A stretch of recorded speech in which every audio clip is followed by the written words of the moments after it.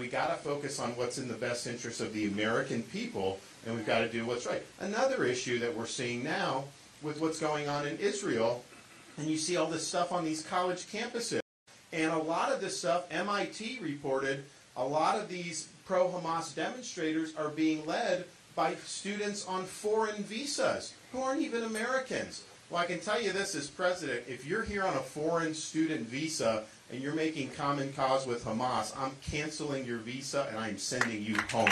We got to stop being politically correct about this. And it also raises the issue of, who's coming into this country and who's not. Yes, obviously the illegal, and I'll talk about that in a minute, but just because it's legal doesn't necessarily mean that's in our interest either. I think Europe has let in a lot of people who reject those countries' values and are not assimilating into those societies. And I think that's one of the reasons why you have all these nasty protests there and these mobs on the street. So my view in the United States is no foreigner has a right to come here. It's a privilege to be able to come here. And the people that come, you got to support the founding ideals of this country, and you have to be willing to assimilate into this country. And if you're not willing to do that, you should not be let into this country. And we've got to start doing what's best for the American people. So that's what you got to do. You got to fight for people, you got to win for us, and you got to lead this country's comeback. What I'll be able to say, and you also need a president that can serve 2 terms. It's really, really important because none of this stuff is going to stick unless you're able to go do it over a 2-term period. And so I'll be able to do that. And so one of the things I think about is I can sit there and tell you, what I'm going to do, but I'd rather think about, okay, once I do 2 terms and I'm getting ready to leave in January of 2033, what am I going to be able to tell you we've actually done?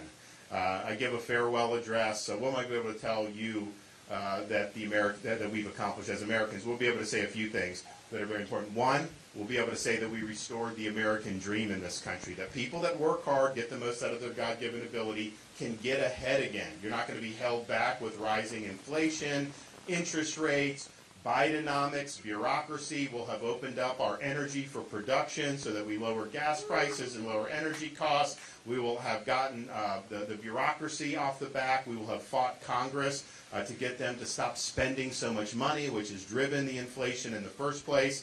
Hopefully we'll have been able to work with the states to enact term limits for members of Congress and a balanced budget amendment to the Constitution, because we need that.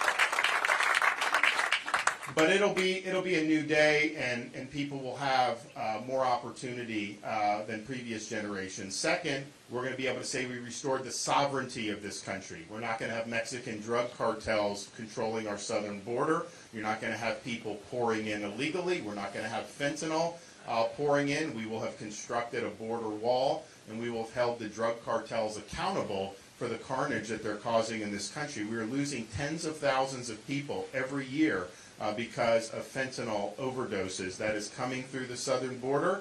It's affecting every community in this country, and it's not just for people that are addicted to drugs. They lace other things with it. Sometimes people take something that they don't even think would be harmful. If it's laced with fentanyl, they can die just on one pill that has fentanyl into it. So we not only have we don't only have a right to respond to the drug cartels, we have a responsibility to defend our people. So we will have gotten that done. We'll also be able to say that our military has been revitalized. We fended off the threat posed by the Chinese Communist Party, and the 21st century is still an American century. We'll also be able to say that our school systems are dedicated to educating kids, not to indoctrinating kids, that we're protecting the rights of parents. We're getting the ideology out of the schools, and we are focusing attention on teaching kids about the Constitution and what it means to be an American. We'll also be able to report that whether you live in a red state or a blue city, criminals are held responsible for their crimes. We're not going to have let the inmates run the asylum. We'll have held accountable these left-wing prosecutors that are causing a lot of this mayhem, and every American family will have the right to raise their kids in peace and security from sea to shining sea. And then finally, we'll be able to say we've restored the Constitution to its rightful place as the center of American national life. That means a limited government that works alongside us, not an unaccountable, unlimited bureaucracy that imposes its will on us and has been weaponized against us. We will